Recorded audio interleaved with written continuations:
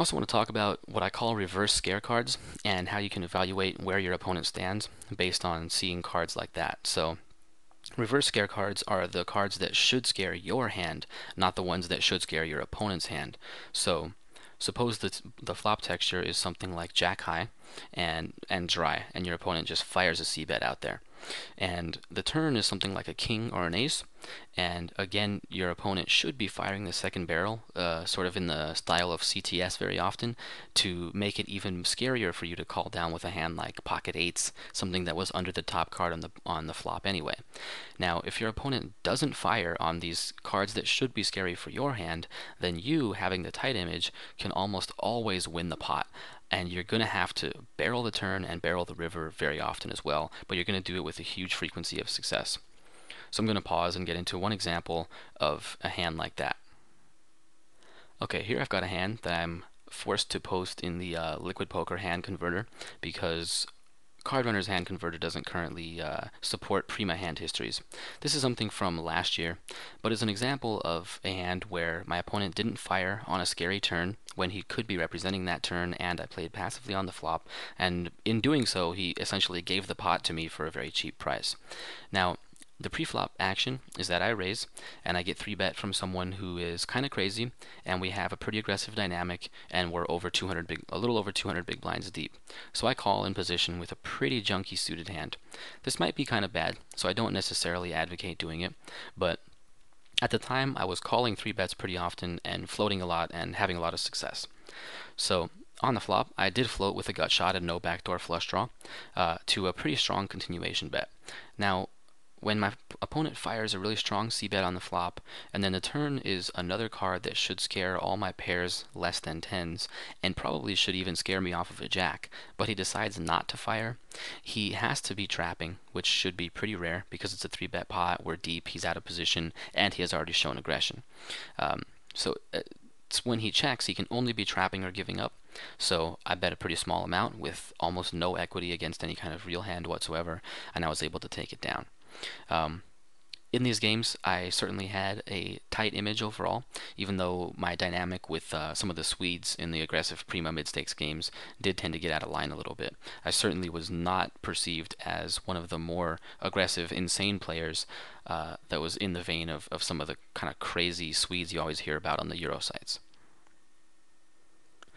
Okay, so that's just one example of how you can use the fact that your opponent doesn't fire on cards that should be scary for you to deduce that he's definitely giving up on his hand because otherwise he has to be trapping. And why would he be trapping against a very tight player if he had a real hand?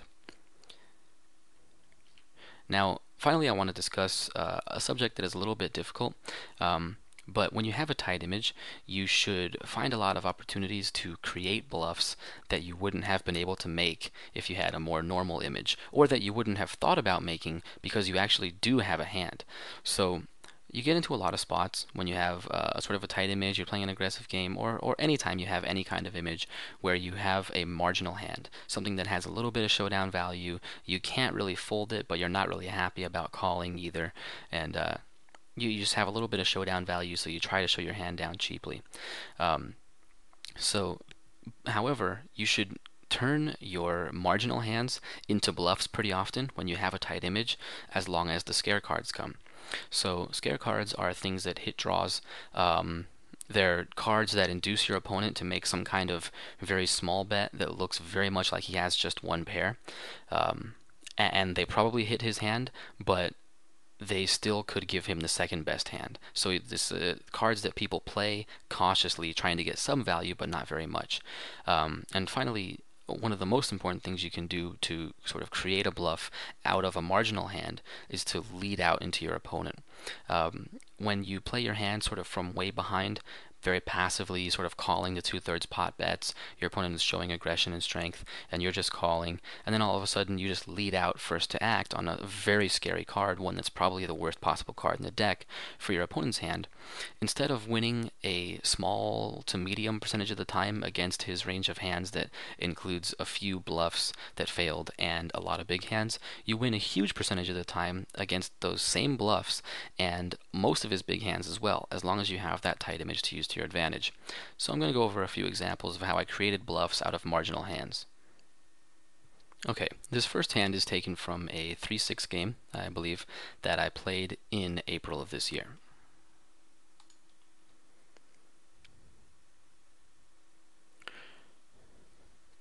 Pre-flop, I'm dealt tens, and I simply flat in the big blind against an under the gun raise. We are four-handed, so it is the cutoff as well. Actually, we're three-handed now that I look at it. So he is raising the button, and I just flat. Um, I believe I'm kind of trapping here, and I'm kind of pot controlling as well. I don't want to sort of push my opponent off of a lot of the hands he can have, and he's playing very aggressively, so I want to get him to put some money in the pot. So I check to him on a pretty dry flop. He checks behind. Now, a lot of people don't continuation bet boards like this because there's almost nothing they can represent. So I still think I should check to him and hope that he value bets pretty thin, which a lot of people do. They'll value bet as thin as ace king high, pocket fives and higher, maybe even pocket deuces, just trying to get floated. When the turn is the ace, I check again, assuming he's going to fire almost all of his range. Now, he fires 30 into 45, which could mean a number of things. I mean, it could certainly mean that he's the type of player who bets pretty small, knowing I probably don't have a great hand since I haven't shown any strength. And he, has an ace just trying to get some value. Or it could mean that he's the type of player who, when the board is particularly scary in a very straightforward way, such as 9-4-4 and then turn ace, he makes a pretty small stab at the pot, trying to keep his bluff cheap. Finally, the river is an 8, and this is a very blank board. And when he fires 30 on the turn and 48 on the river, this is a bluff a decent amount of the time.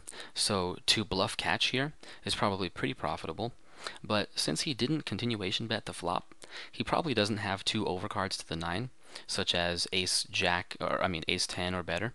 Because a lot of people do see bet something like ace king, knowing that as long as they don't get raised, they still have a lot of equity anyway. And then when he bets smallish on the turn and even smaller under half pot on the river, he either doesn't have a hand, which is very plausible. A lot of the time he's not going to have a hand, or he has an ace that is just not all that valuable. I certainly don't think he has ace 8. I don't think he's been trapping with a 4. I don't even think he has something as big as ace king, because it seems like he thinks there's a chance he could lose. He didn't bet very much, and it doesn't look very strong. So instead of calling to bluff catch, I just raise to 180, which looks extremely like I have either ace 8, maybe ace 9 I've been trapping with, a 4, or at least that I have an ace overall to force a fold out of his very somewhat possible jacks type hands. So I think that instead of calling here and winning the pot maybe half the time, if I raise here, I win the pot very nearly 100% of the time. And I'm only risking 100 and... sorry about my math here. 100 and something more. Can't do arithmetic right now.